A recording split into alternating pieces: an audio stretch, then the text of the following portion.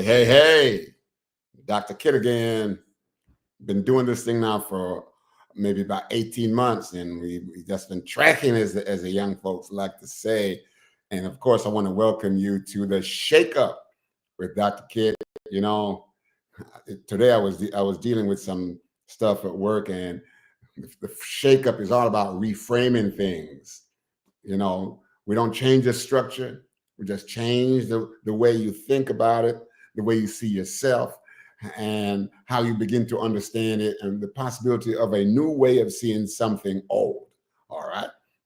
That's what the shakeup is about. We like to mix things up, because if you let things sit sedentary, all the good stuff just kind of just float to the bottom, and that's where all the meat is. So we shake it up, making sure that everything has a good mixture, a good consistency, and that's what we do on the shakeup from one week to another. Now, of course, we just love to have you all on here with us week after week, and we want you to do what? You know what you got to do. You got to like, follow, share, and subscribe. Like, follow, share, subscribe. That is the lifeblood of this and all other podcasts. There's some good people out there, and I want you to also like, follow, share, subscribe, because this is not the only spot you can get some good information from. You can get it from a lot of really good people, okay, that's out there. Good information. So like, follow, share, and subscribe. We'd love to have you to become a part of this show. So just email drkidspeaks@gmail.com, and my team, of course, will get in touch with you to get you on the show. We'd love to have you on camera, but if you prefer to be off camera, that's fine. What is most important is not that we see you, it's that we hear you, because what you have to say cannot be said by anyone else, even if you're having similar experiences. Okay, so we just love to have you. We're just happy that you're here with us again after a whole week. All right, so we're grateful, and we just pray that everything will go well with us this evening.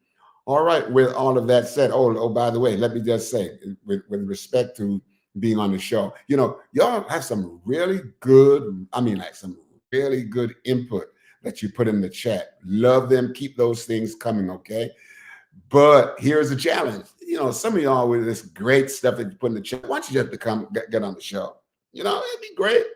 You can say it there, or you can type it in. We have you either way, okay? Just thought I'd give you a little bit of a boost to make you know that you'll be okay. The fear of failure is the enemy of success. The fear of failure is the enemy of success. Nobody fails on this show. Everybody succeeds. Okay, thank you so much. All right, we're going to kick it off right now. We got a great show for you tonight. We have an amazing a guest who will be talking about what she is going to talk about. And I'm going to invite my guest to come right on now. She's going to introduce herself like only she can do. Okay.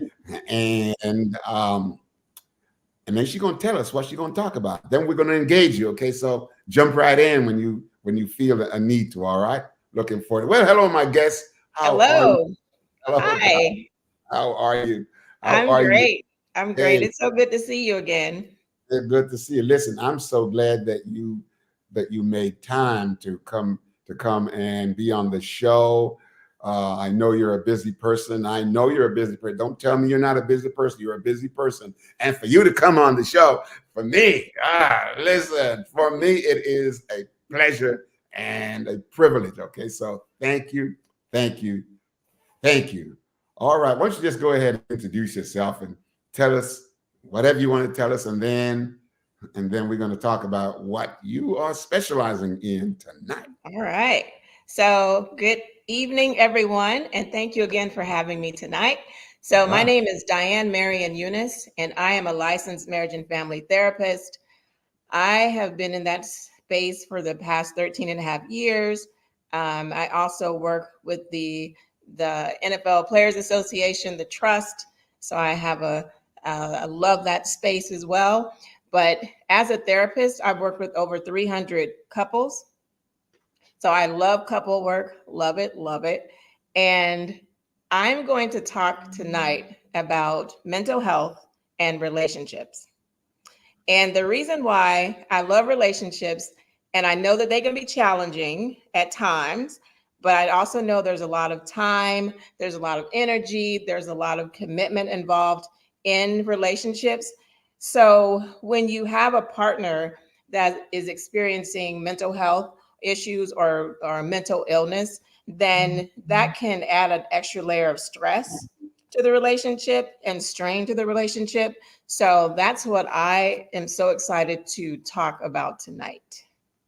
All right, all right, all right. So license, you scare me now. You know, this license stuff.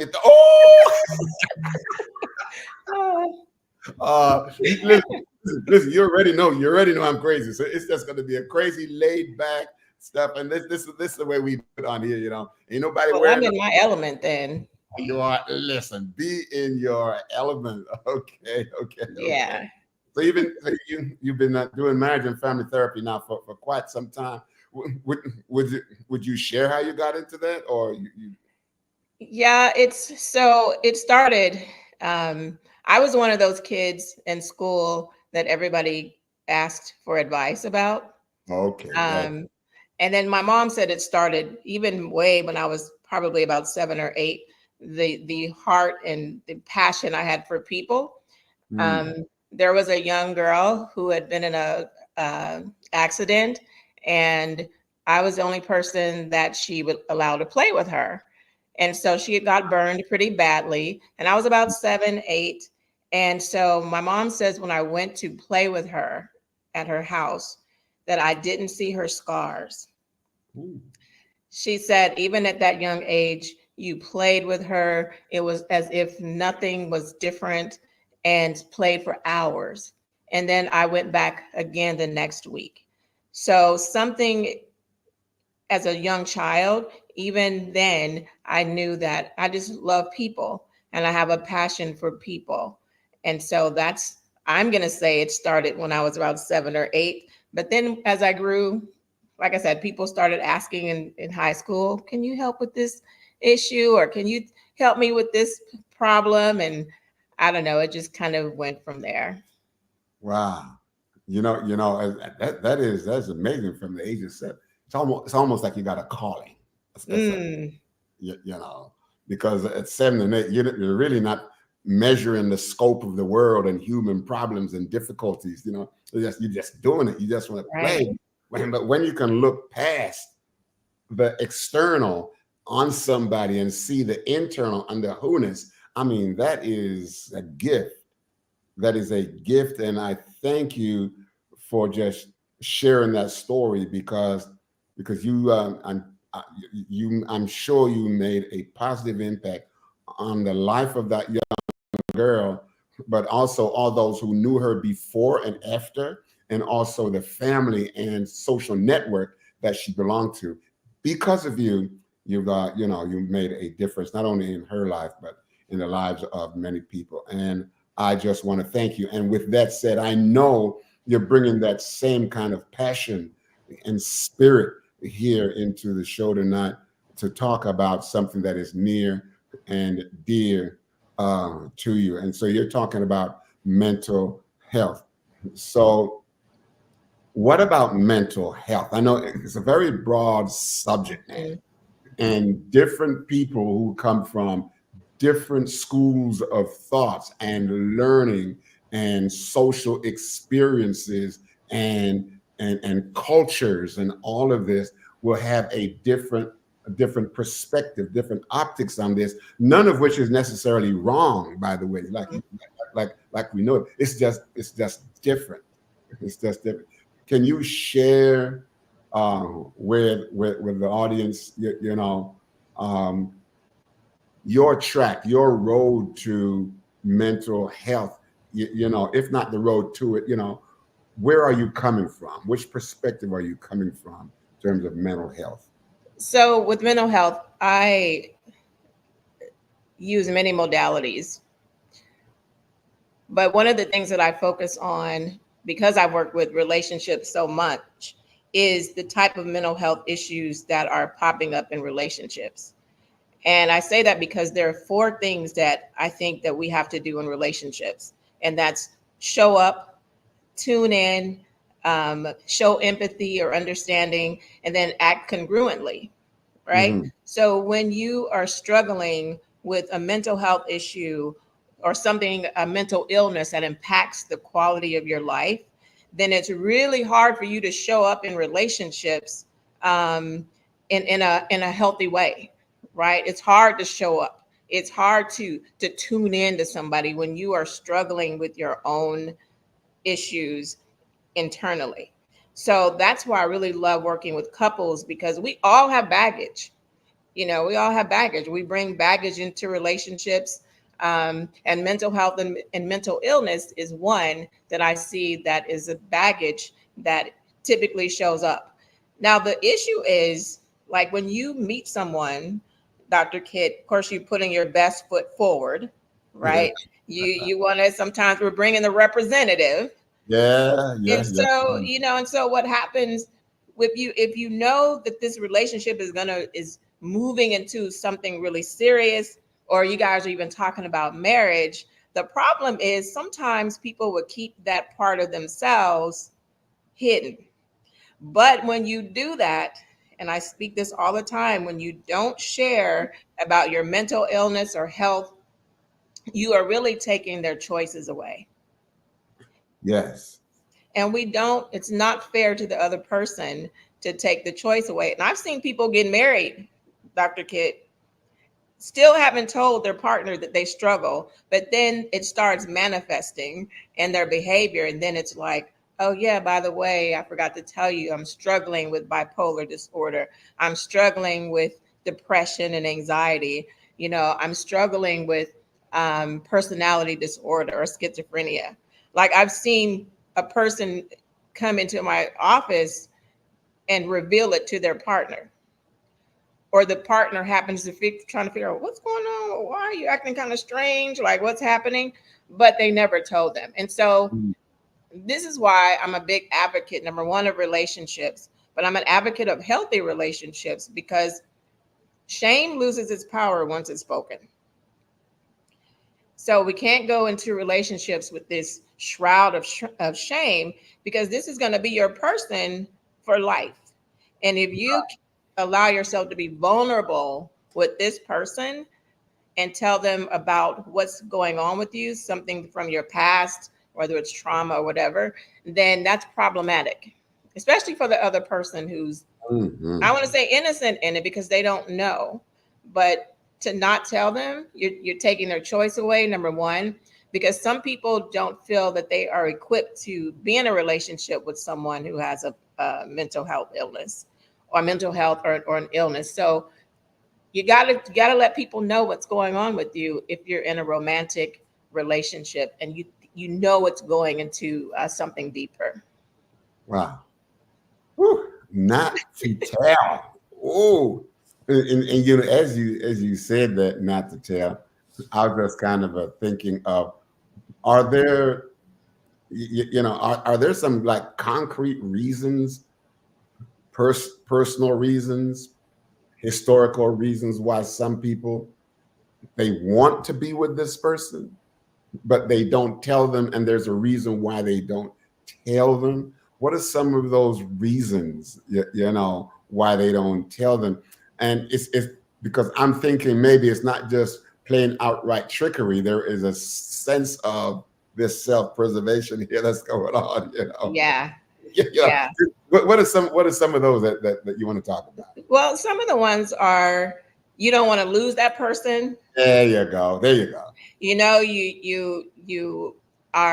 have shame around it, and you think if you tell them or allow them to know that part of who you are, then they're not going to want to be with you anymore. There's embarrassment too, because a society, mental health is a stigma, Mhm. right? Nobody wants to have mental illness. We Right. all have mental health, which I tell people all the time, Right. but mental illness is something different, and people don't want that. And because they don't know how it's going to impact other people, and especially if they've struggled with unresolved issues like abandonment. If they tell the person and they leave, then that's kind of like they'll feel like it validates what they've been saying to themselves all along, that I didn't deserve this person. And so, and then in some families, especially in African American communities, that wasn't something that was talked about. Mm-hmm. That wasn't something that, we knew some things about folks in the family, but we may not have known what to call it, or we pushed it to the side, and what stays in this house, what goes on in this house stays in this house. So we have that mentality. We have generational wounding. It's been something that has been passed down from generation to generation, and it became normalized. But then when you got older, you realize this is not really this is not something that is normal, how I'm behaving, how I'm acting. So I think there are so many reasons why people want to keep that part to themselves. Yeah. I've I've had people tell me, because I know some of the same kind of a question that you talk to them about, and they one of the words that I hear is, "I just learned to stuff it." Mm. I said, "I just learned to stuff it," and I say, "Well, hey, there's only so much room you can have to stuff things in, There's only so much room, you Right. can't, so here recently, I've been taking out my phone. I say, "Hey, everybody got one of these things here," and so I tell you this kind of anecdotal story. So I say, "Listen, I got this phone, and the old one, well, it just couldn't do any more updates, so I had to get a new phone, and a day after, of course, this one's got got more space on it. Of course, they always gonna give you more space." So the day after I got this phone, Mr. Google called me and said, "Mr. Francis, we just realized that you got a brand new phone." I said, "Oh, okay." They and you got, and so we would like to offer you more space, because they knew the phone, they know how much space I had, and they said, "Well, we would like to offer you more iCloud space, to save all your photos." And they, what they really do is playing on the emotion. Okay, so with that said, when people stuff things, what I tell them now, recently here, what I tell them is, like a phone, you all have iCloud space. So now we have what I call an emotional iCloud. Mm. The emotional iCloud is that place there where it has unlimited storage. Now, do you think people use it in some, use it in some of the people that you work with, something like that? Not necessarily, the emotional iCloud, but when they stuff things, what are they doing? What are they trying to escape from? Because that's not a healthy way to deal with mental illness. Right. I tell people all the time, there's a lot of people walking around with emotional constipation. Oh, wait a minute. I'm talking about emotional iCloud. You're talking about emotional constipation. I'm sorry, but you mentioned stuffing. I mean, it's stuffing and stuffing and stuffing. It's stuffing and stuffing and stuffing. And at some point it has to come out. Yes. So when it comes out, unfortunately, it comes out in some of the worst ways. Especially in a relationship. It can be not knowing how to communicate, but then when you do communicate, you've stuffed so long, now it's this full-blown argument, full-blown meltdowns, because you got to do something with that stuff. You can't walk around emotionally constipated, because it has to go somewhere. Right. And unfortunately, It's kind of like a Coke bottle, right? You can, as long as that Coke bottle is sitting there and that can is sitting there, nobody's bothering it, it's okay. But what happens with people who struggle with mental health and mental illness, when they get triggered, it's like shaking that bottle up. Right. And then it's going to get to a point where it's going to keep shaking and keep shaking and keep shaking. And you know what happens when you take the lid off or pull that little tab back? What happens? It Yeah. goes everywhere. Right. And to And then me, that's how I then it's like out it. of control, right? Then it's totally out of control. Then it's just out of control at that point. Yeah. Yeah, it's totally out of control. But what's the thing about it, when you are in a relationship and you have these unhealed, unresolved issues, it's still your responsibility to take care of those. Sometimes I've worked with couples where someone got married because they thought it would fix them. They thought this person was their knight in shining armor, and they were going to ride in, I guess, on a horse and save them. It doesn't work that way. So we have to, if you're struggling in relationships, it's your job to take care of the baggage that you brought in called mental illness or mental health. That person can't save you. They can support you. They can drive you to therapy. They can help you find a therapist. They may go to couples therapy with you, but it is not their job to manage your baggage. Right. But okay, Tracy, how do you show support, not pity? Okay, I'm going to let you handle this one. How do you accept support? Show support, not pity, and accept support. So, how do you show support is by showing up, being there for that person. Um, First of all, learning about that mental health illness or that mental health, whatever they're struggling with, learn more about it. It's hard to support someone when you don't really have a baseline understanding of what they're experiencing, and Mm-hmm. make a safe space for that person to talk to you. Right. Yes, pity, because people with mental illness or any kind of, if people are struggling with any type of disability, but if people don't want pity, right? They want somebody just to say, hey, I'm listening. They want somebody to validate their experience. And that's something that in relationships we forget to do. That person is telling you what's happening with them. And it's like, well, if you just get up off the couch and go outside in the sun, Yeah. you're gonna feel better.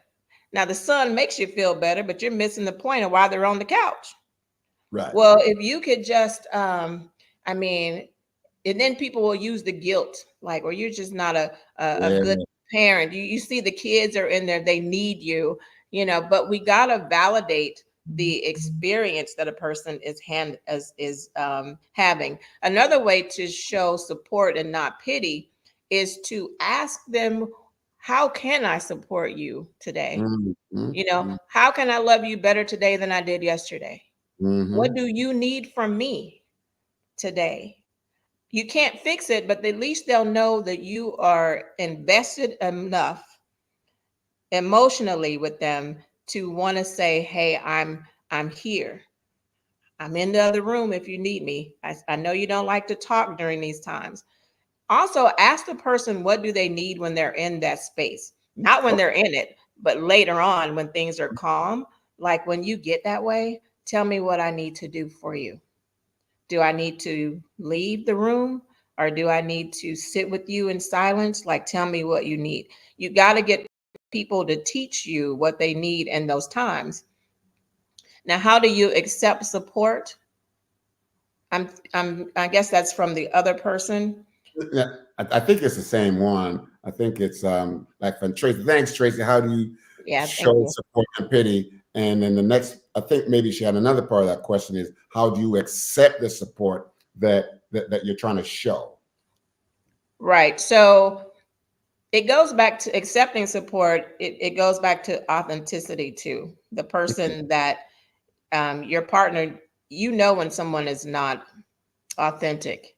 You know when someone's um, I can't accept support from someone who I don't think really is there for me emotionally and physically present with me. Because sometimes we're physically present but emotionally absent, right? So if you want me to if I need support from you, I need to know that you're all in. I need to know that you're listening. I need to know that you want to sit there with me and listen to me, right? Support is not something that's always, to me, easy for people to accept. It's really hard sometimes for people to accept help. So the only thing you really can do is just be present and let them know that you are there and that you're willing and that you're going to share that space with them and that Yeah. you validate their experience. Don't ever tell somebody I understand, because Yeah. that's where the support end right there. I get it. I understand what you're feeling. No, my feeling and what's happening to me is unique to me. And Absolutely. then another way not to, if you want to support someone, don't tell hero stories. Well, some years ago I was depressed too, and this is what I did.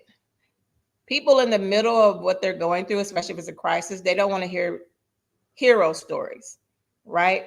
Because then you're making it about you and it's not about them. I'm hoping that I answered Tracy's question. Listen. You did a wonderful job. Wonderful job. Thanks, Tracy. Thank you so much. Mhm. But listen, while you were talking about, and these are my words, like being there with them, it took me back to, back in the '80s and time like that, when they were um, using a different kind of vernacular, different kinds of words. One was joining the person, like being there with that person in that Mhm. moment, which kind of came through really, really strong in what you were saying. That instead of being out there, you go in and you ask those empathetic questions, like you were asking about that. Now, do you find that works really well? Say, let's if we shift, no, let's go with that. Do you find it where it works really well before we go into this couple stuff? So do I find it did you say going very well? Yeah, being empathetic, because some I don't know. I don't know that some people know the difference between empathy and sympathy. That's a good point, Dr. Kidd. you, you know, Yeah. and Be- and and go ahead, go on. Well, I was just saying sympathy sometimes can imply I'm feeling sorry for you, Yeah, yeah. um, as opposed to, you know, I, empathy, when you think about what it means, some people say it's, putting yourself in somebody's shoes. But I like to look at it as feeling somebody else's pain in your heart. And when you feel somebody else's pain in your heart, then that empathy or that feeling of wanting to, reach out to them is stronger. Mm. But sympathy is, I think of sympathy cards. When I think of sympathy, I think of Sympathy card. We're playing Monopoly. Get out of the table. yeah, like Yeah.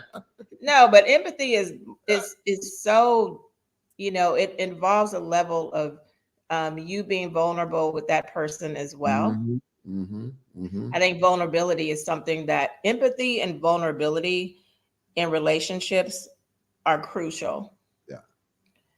and they're kind of part of the foundation of a relationship, because being vulnerable is, you know, it's saying, I'm letting you in here, right?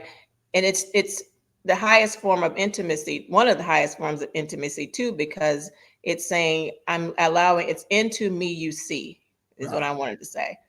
So intimacy is into me you see, and that's pretty deep when you allow somebody to get that close to you, but the struggle with someone who's struggling with mental health in relationships, they have, their guard up. They have their guard up. And even people who are married still have guards up because, especially if it's unresolved and unhealed Yeah. issues that they, swept under the rug, like we talked about earlier. So, yeah, so that's what I look at it when I think of. Yeah. Okay. Thank you, 6'5". How do I, feel someone's pain without saying, I know how you feel? Go ahead. Well, because I know how you feel when I hear that.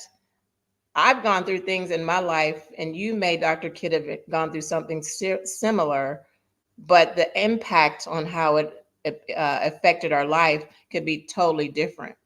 And when you say, I know how you feel, that's pretty powerful because we don't know how a person feels. Not Right. really. That's a very personal, everything is very, it's a perspective, right? And so you may have an understanding based on if you've gone through something different. If you've Mhm. struggled with depression and I struggled with depression, you don't know how that depression has impacted my life. You don't know because your depression may allow you to go to work every day. My depression has allowed me to stay on the couch and be married to my covers and stay with my head under the covers, right? So when you tell somebody, I know how you feel, to me, that's not really good because you can't really say that. I've lost my dad. It'll be 5 years in 2 days. Other Mine. people have lost their dad, Yeah. but that still has a big impact on me even 5 years later. Some people are able to, oh, they passed, I got great memories, let's move on, right? Mhm. But that death is something that still impacts me greatly today. And Right. so when you say I know how you feel, you really don't know how I feel because this is not your experience. My experience is mine and yours is yours, right? So you can't tell me how I'm experiencing something just because maybe you've had a taste of it in your own life. Wow. I'm so glad you talked about the experience of that.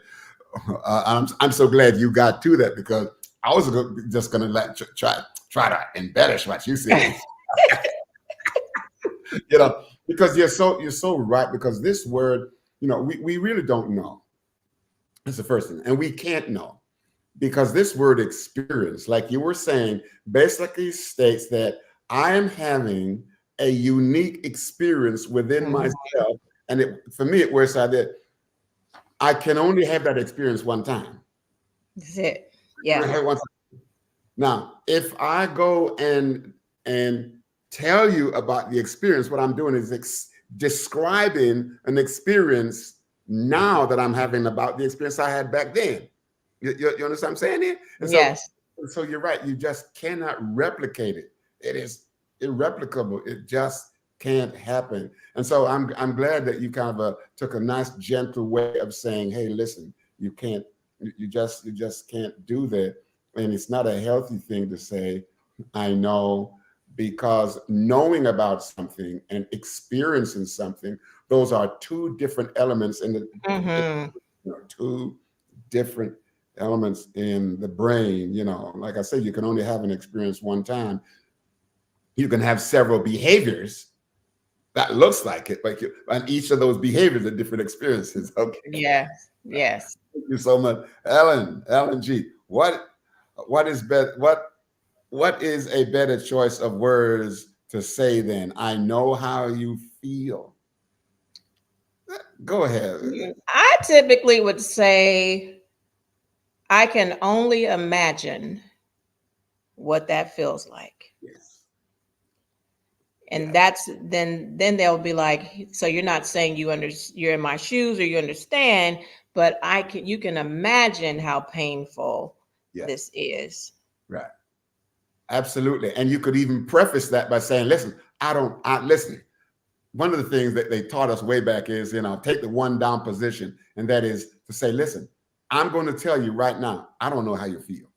I don't know how you feel, but, man, for you to be going through all of this stuff here, there's got to be something validating now. There's got to be something inside of you that's making you go through all of this, like this ego strength. I love it. Yeah. I like it. So you begin to validate them now, and so that they can now tap into the validation that you're given to continue to grow and grow and grow, as opposed to one to sit on the couch. Right. So we went back to that word again, validation. Yes. Absolutely. Validation is just so important when a person is telling you about their experience. Yeah. Validate the experience first. Right. And that's what I talk to with couples when I work with a lot of couples is you don't validate the experience. Like you want to go straight into the issue. Well, this is their issue and it's unique to them. So this is their problem. It's unique to them. This is their perspective that's unique to them. I tell you, I really love IHOP. So I get the same thing when I go to IHOP.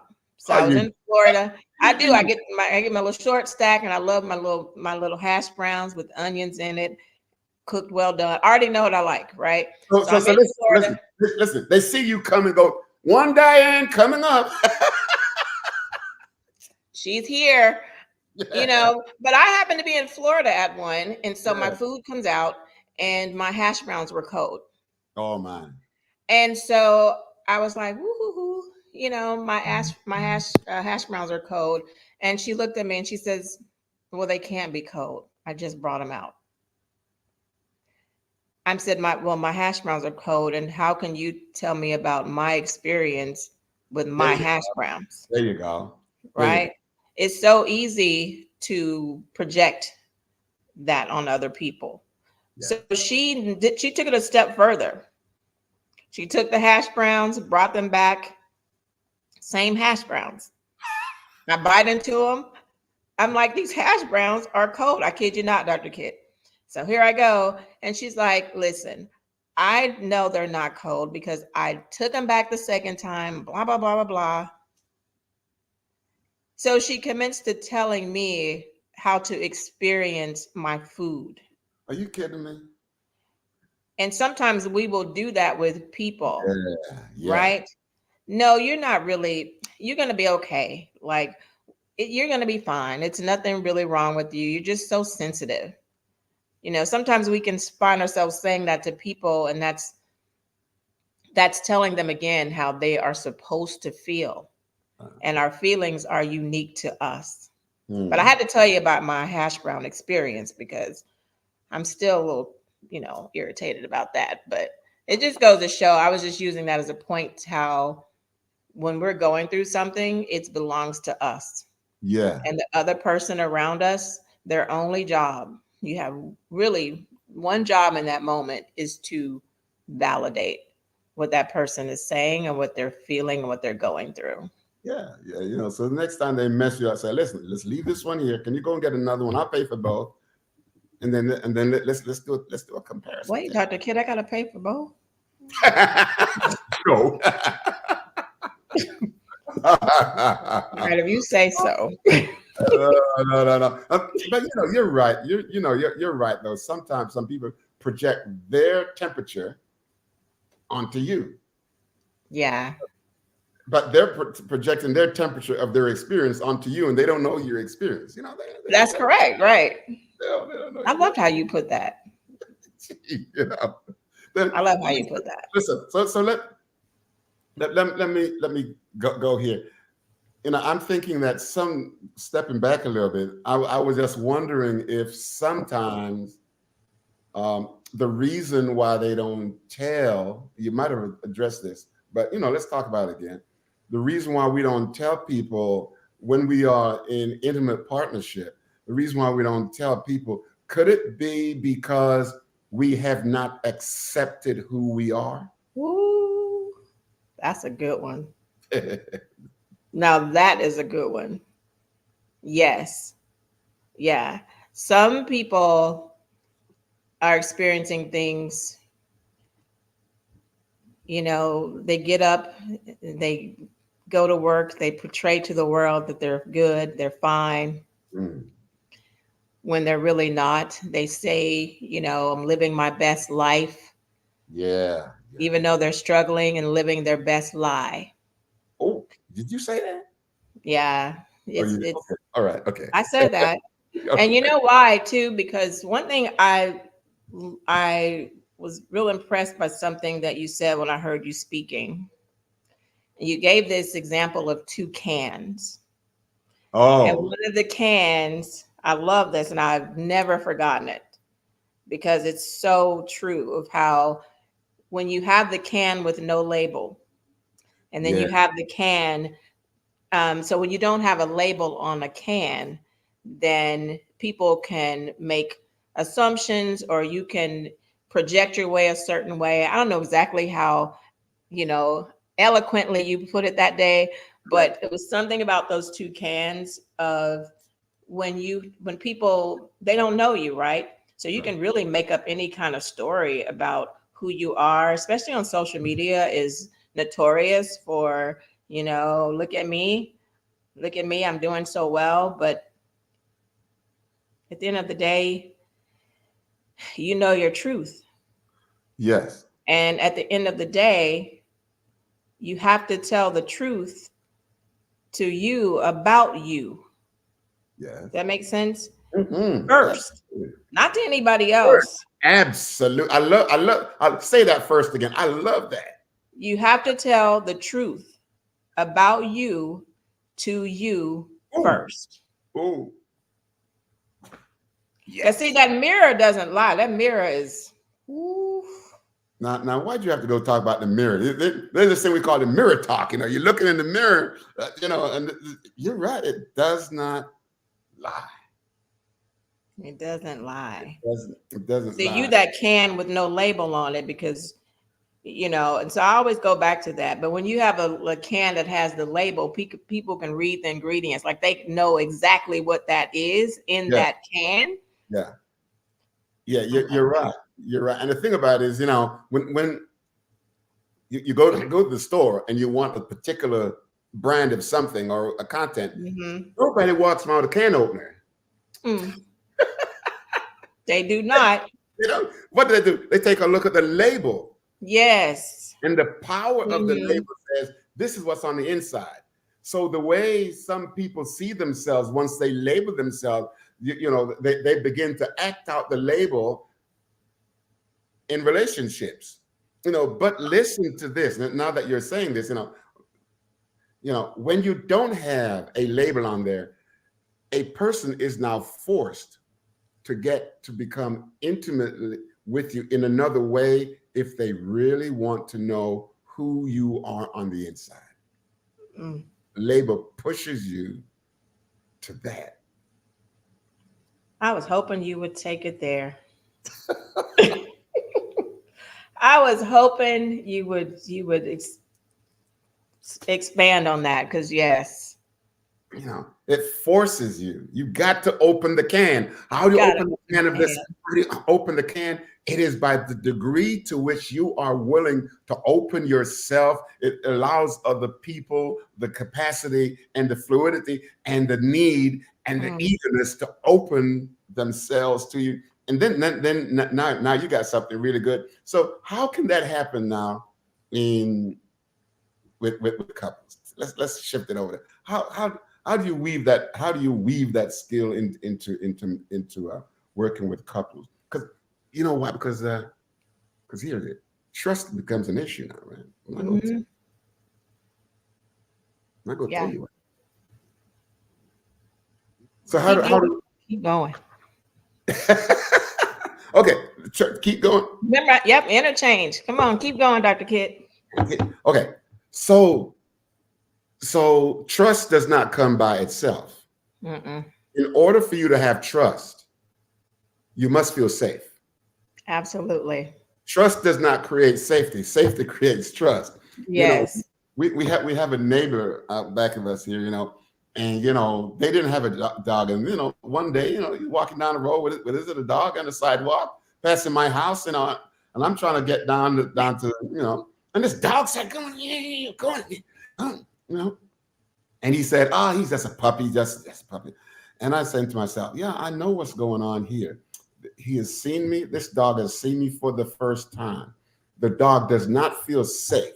So the dog goes into a defensive posture to try to scare me away. After the dog had seen me over a period of time for a little, over a while, the dog would just walk by me and just even come right up to me. This dog feels safe. Now the dog can trust me. And I'm wondering, where does that fit into marriage, though?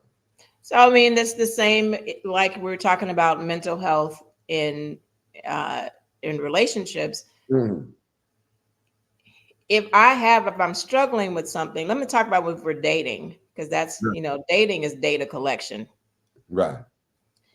So when you're dating somebody and you're noticing how they're talking to you, how you're feeling I tell people to always think about and reflect on how you felt with a person after you've been with them. And that's going to tell you a lot.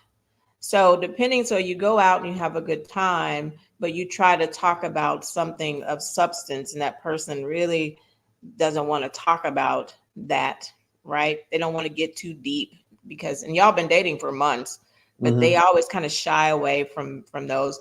Then that person is not someone you're going to feel safe to be vulnerable with. Yes. Because when you try to initiate something, they shut it down. Maybe they're not comfortable with that. Maybe, maybe they're even struggling with it and not saying anything, right? But I always tell people, pay attention to the feeling you have after you've left someone and kind of sit with that. Yeah. And if you felt that they weren't somebody that you can be vulnerable with, somebody that you felt emotionally safe with, then that needs a little more consideration if this needs to move forward. Okay. Tracy says vulnerability is very hard for someone. How would you respond to that, Tracy? We'll both take a shot at that. Go ahead. Well, I mean, vulnerability is you really opening up yourself to someone. Yeah. And if you've had someone who committed treason several times against you in terms of whether infidelity or they left or just whatever the situation is, they didn't, whatever it could be, then it eats away at the vulnerability of a person. Each traumatic experience has eaten away at the vulnerability of a person. And vulnerability and trust, to me, go hand in hand. So with Tracy's question, which is a great one, or her statement, it's just hard when you've had so many, I call it committing treason against someone. But I mean, when that's happened to you continuously and you've trusted people and they've let you down, and when you have been vulnerable and they still leave, right? I'm vulnerable with you, and it's still, you still go out and do the very thing that I told you hurt me. You go and do the same thing against me, right? There's so many things that erodes that ability to be vulnerable with someone. It really gets away in relationships.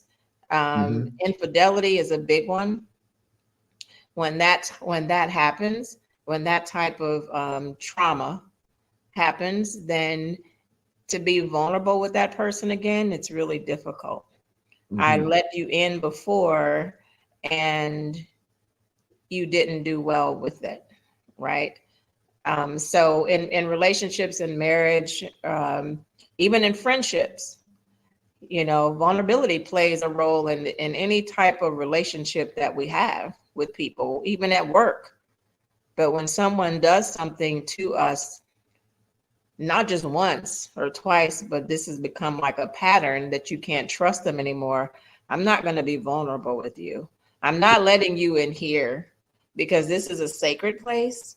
And you've shown me that you're not someone who is truthful. You're not someone who I'm going to open that piece of myself up to you. That's one of my favorite words, actually. And that's something that I work with people a lot, especially in relationships, because your relationship should be one of the freest, safest places in the world. And if you can't be vulnerable with that person, then that's a big problem. What's your Right. take? Listen, you're absolutely right, because this whole piece about being vulnerable, I think after you've been taken advantage of over a period of time, you begin to question your value, who Mm-hmm. you are. You know, you start You're asking gonna make me throw this paper, Dr. Kid. You're just gonna make me throw this paper. Yes. You're gonna make me throw the paper on the floor. No, but listen, after it happens over and over and over, you know, you think that you are the problem. You think that I think something must be wrong with me. Why people out there are treating me this way, you know, and what you're really doing is taking away, you know, from them the act that they are doing that is harming you. You know, that is harmful. Yes. And because you don't feel so good about yourself, you exonerate them at a Mm. cost to yourself. You know, at a cost to yourself. So after a while, you begin to vilify yourself as to what's wrong with me, why all these people just continue to treat me this way. Something must be wrong with me, you know. And Yeah. then don't let you have a mental illness diagnosis. Mm-hmm. Now we get to the point of we begin to focus so heavy on the diagnosis that That's right. we forget who we are. Mm-hmm. And we don't We understand. become the diagnosis. Yeah. And we don't understand that if we believe that the diagnosis is correct, we begin to act it out. Mm. We do. I got to be true to myself. You hear people say that, right? Mm-hmm. True to myself. So That's right. we begin to act those things out. You know, Yes. yeah, we do. And once, Identify with it so closely that I remember, Dr. Kidd, I had a client once. It was the first time we met, and he was like, "Hey, I said, oh, it's nice to meet you." He said, "Well, I'm bipolar." I said, just "Well, like that. what's your middle name?" You didn't do that. I did. I'm like, "What's your middle name?" I'm going to have to remember that one. I'm going to remember. So it just shows how people, they live up to the diagnosis. And you're absolutely right when you said that. Absolutely. But I think we both know that a part of the reason why people might even say come in and announce their illness is because they don't want you to find out. So they're ashamed if you find out. So I'll tell you. Here we go. Ellen said, "Are there any tools that a seriously dating person can use to possibly help detect a person hiding their mental disease or disorder? Are there any tools?" Not go. I'll let you go. I'll let you take a stab at that. We're both. Are there any tools that a seriously dating person can use to detect a person hiding their mental illness? That's a loaded question because some people can really hide their mental illness. Yeah. But at some point, especially when they're putting their best foot forward when they're dating. But I mean, there are certain things you can look at when you're dating someone to see if they're struggling with something. And one is you may catch them, not telling the truth.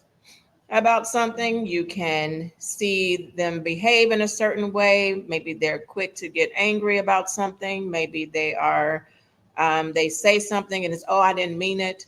Yeah. I mean, Mhm. there's a few things that will kind of tell if somebody is going through something. Um, but people are very good at hiding things. They are. They They're are. very good, but it manifests. It's going to manifest with them being hot tempered with you one moment, maybe the next. I'm sorry, everything's good. I was trying to think of some other things. Canceling dates, Hmm. Hmm. um, texting you nonstop, trying to see where you are. Um, Getting anxious when you are a little late for your date. And that's people, especially if they have abandonment trauma. Oh, yes. You Um, hit that word that, oh, yeah. yeah. So abandonment trauma, you'll see they're going to call you several times. Like I said, if you don't text back in what they think is a timely manner, that can be a trigger. So there's different triggers. Yeah. If they get if they get upset about something that doesn't fit the crime, if they have a high reactivity and high emotionality to things.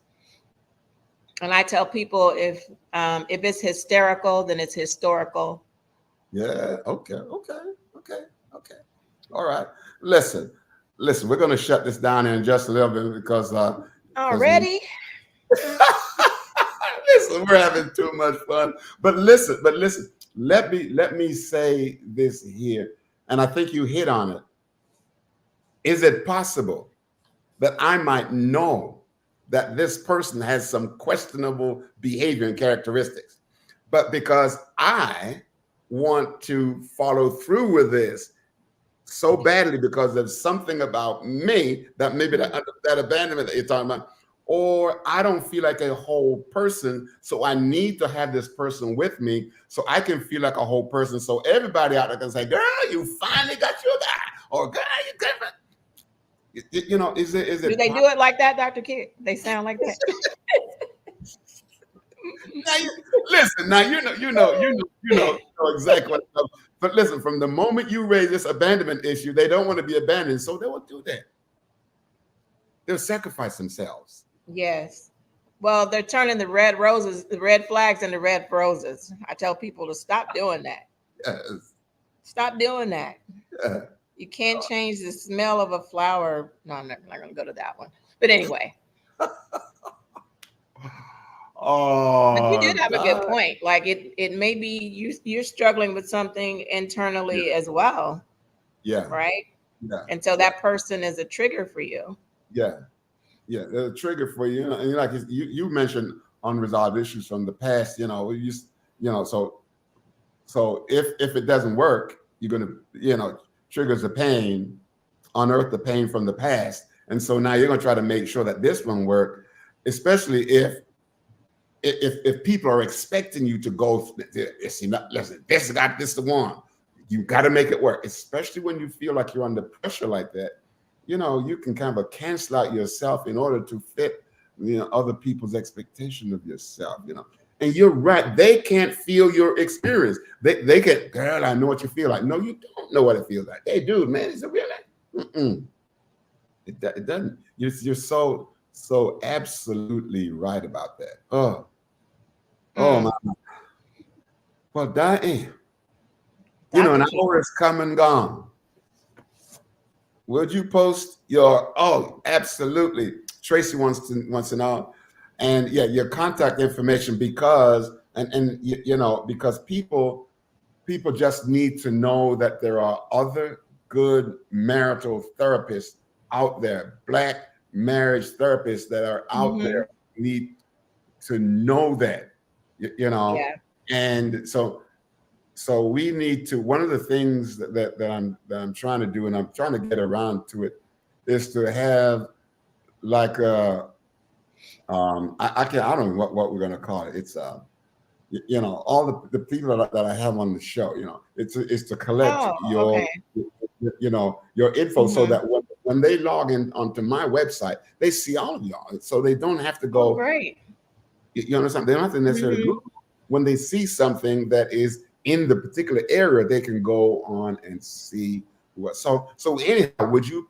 Uh, I don't know if it's posted, if you prepared to post, but can you please tell us what it is, and then repeat it, please? So my contact information is 682-201-8175. So it's 682-201-8175. And if you want to, I'm on social media, but I'm called DE Speaks. So DE Speaks. So you can always go to my social media. I talk a whole lot of stuff about relationships. I was gonna say something else, but I forgot where I was. But Oh, I'm known as the disruptive therapist. oh, Uh, you are. yeah, I, we have to stop. You know, I disrupt those belief systems and all the things that people have bought into, that they are subscribing to, um, that are holding us back from living a quality life. So I talk about things that people don't want to talk about. Oh, I'm not going to send anybody to you. Heard him. Yeah, so my goal, and I'm very proud to be a disruptor, because I tell people somebody has to do it. Right. But yeah, You so know, the other thing too, if you don't disrupt something, it just continues, right? it just Because continues. then life becomes easy. That's right. So I disrupt to transform. Oh, yes. Please Yeah, go and follow on social. There you go. There we go. We there got we it. are. Yeah, we got it up there for you. We got it up there for you. Great, We great, got great, great. to do that, because I know that people ask me, do you know any African American therapist, male or female? I don't, and I got to be careful who I send it to. Not, Hmm. but I know you. you know, Yep. you know, you Yeah, know. So yeah, it's gonna make it a lot easier. So yeah, so we're gonna get you on our website and make sure that they can that would tap. be wonderful. So when they go on and they go on my page, they'll see me, and they'll see you. Hmm. Hmm. Well, I love that. Thank you. So we're gonna try to. Let's say, but that's gonna cost you $1,000 a page, though. You know that. I just don't you think it's free. So don't. Oh, I thank you. Yeah, I'm the interrupter. You're the disturber. Interrupter. I'm the disruptor. So hey, I Oh, love it. oh, listen, Diane, I thank you so much. Thank you so I much. thank you. I'm so excited that I got to join you. This Yeah, was fun. it was my pleasure. It was fun. It was fun. Listen, it was really good. Very, very good. Do you have any last word of wisdom for our audience this evening? My words are very simple. You can't heal what you refuse to deal. Ooh. So are you trying to rhyme on this show? I Heal. did. I was kind of rapping though. If you can't heal, then no, never mind. But yeah, it is that your other is. If you can't heal, you. But anyway, no. What you refuse to deal with, you can't heal it. So You're right. You're right. that's my biggest thing in relationships. And just because you're healing doesn't mean you can't be healing and loving at the same time. Some Yeah. people think they have to be fully healed or whatever, but to be lovable, and you don't have to be fully healed to be lovable. Right. Just be healing, Yeah. you Listen, know. listen, Diane, thank you so much. But here's what I'd like for you to come back and talk about. at another time, and that is the interpersonal relationships or interpersonal dynamics of marriage. Oh, I can do that. Can you do that? I can do that. I'm a sex therapist too, and I didn't get to talk about how sex and mental health works together. So there may have to be a part 3. Like, I don't know, part 2, part 3. Yes, because we need to talk about this. What's going on in the bedroom with these relationships, Dr. Kidd? It's not good. There's some sex I don't know that I was willing to. I don't know I was going to all of that, but if you're willing to go to all of that, let's get it on. That's what you got to give the people want to talk about it, but yeah, they do. Nobody talks about it. So, right. but it'll be G-rated, I promise. But we got too many sex-starved relationships around here, and we need to talk about it. You need to talk about it. You know what? When you come on, I'm just going to say, this is Diane, and this is Dr. Kidd signing out. I don't know about all that, Dr. Kidd. But we'll have some fun. Yeah, we will. But I want you to come back and deal with both of those areas, okay? Sex therapy, the sexual relationship, and also the quality of the interpersonal relationship in marriage. Can we do this? We got 2 dates with you now. Yep. We're gonna set them up. All right. Yep. I'll be waiting. Okay. Thank you so much. Thank you. And thanks to your audience too for the questions and listening. I appreciate that. All right. All right. Well, have a good night. Okay. Don't go away. Just go on back there somewhere for a second. Okay. All right. Okay. So listen, that was a great show. Diane is an amazing therapist. And for those of you who are looking for a good female therapist, you just found a great female therapist who has a broad, has a depth of knowledge and breadth of knowledge. And I'm not just saying this because, I know her. So I was just glad to have her on here. And she's willing to come on and talk about, you heard about the quality of the interpersonal relationship in marriages, and also sex therapy, sexual relationships, how that impacts everybody and anybody. Children, that's how they got here. So yeah, she's an amazing person. I'm so glad that she's willing to come back for and deal with those 2 areas. And I'm looking forward to it. But I thank both of you for being here. So thank you for sharing. Just go ahead and do that and make sure that you get the information out there to the world. And if you would like to be a part of the show, please contact my office at drkiddspeaks@gmail.com, and we'll get in touch with you and we'll get you right on. Okay. And again, I want to thank both those of you who shared your thoughts and your comments this evening. They are valuable, and it takes us into areas that we were not necessarily thinking about, but nevertheless, that's how you test our skills and everything else. But that's how we can tap into and have a conversation with you via social media. So thank you very much. Have yourselves a wonderful evening. Like, follow, share, and subscribe. Continue to do that, and invite more people to be on here with us on next Monday, when we'll continue with the Shake Up with Dr. Kidd. Okay. Thank you all so much. Wonderful. May God bless you. Good night.